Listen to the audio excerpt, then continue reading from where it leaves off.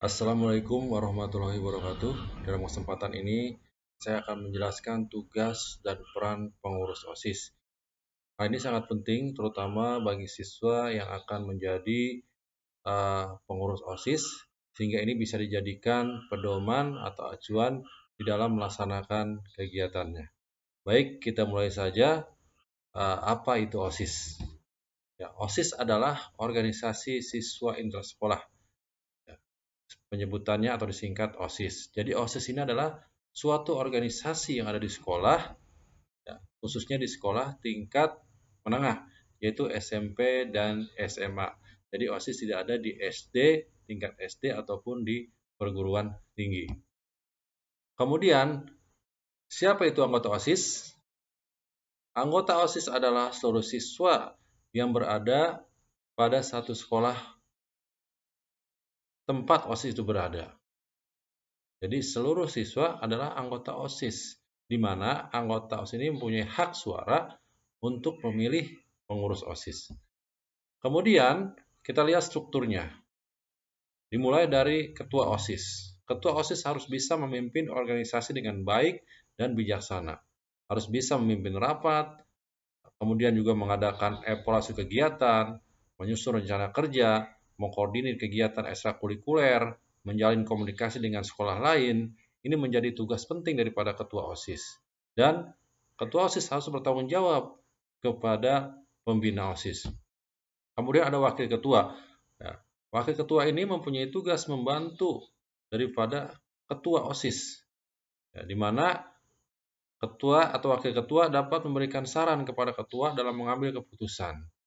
Dan juga harus diingat bahwa wakil ketua ini mempunyai peran menggantikan ketua, ya, apabila ketua berhalangan, ya, untuk bisa hadir di dalam suatu kegiatan.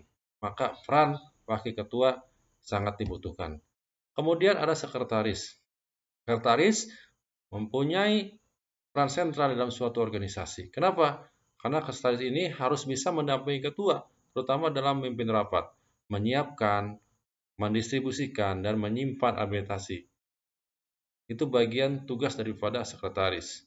Kemudian membuat laporan, membuat agenda, mengevaluasi, menjadi notulen, kemudian bersama-sama dengan ketua menandatangani surat.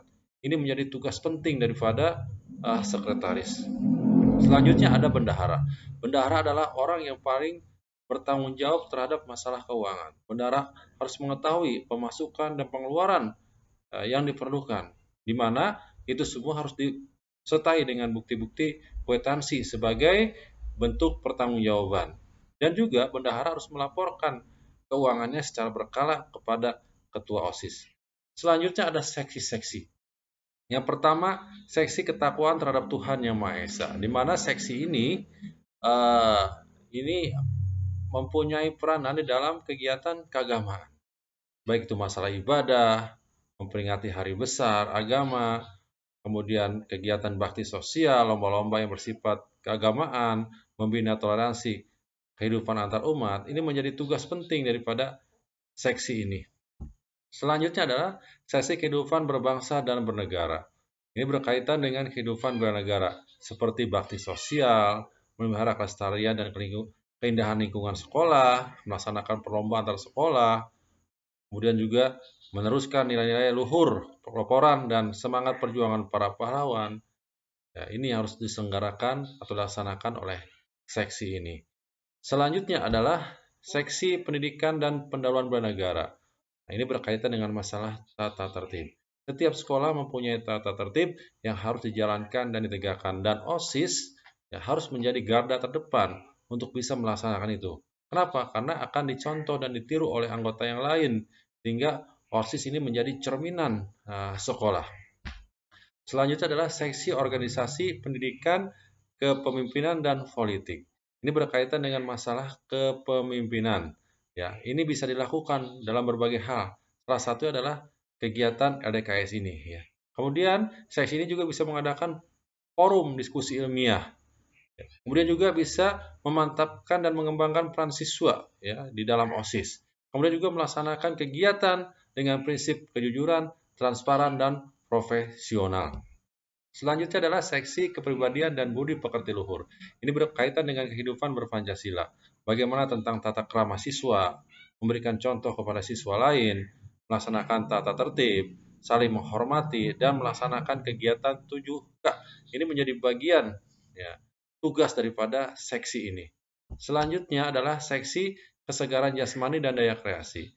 Tentunya kita tahu semua ini berkaitan dengan kegiatan olahraga, bagaimana lombanya, bagaimana festivalnya, bagaimana prestasinya, bagaimana kita mengadakan pertandingan persahabatan dengan sekolah lain. Ini menjadi tugas seksi ini. Selanjutnya adalah seksi keterampilan dan kewirausahaan.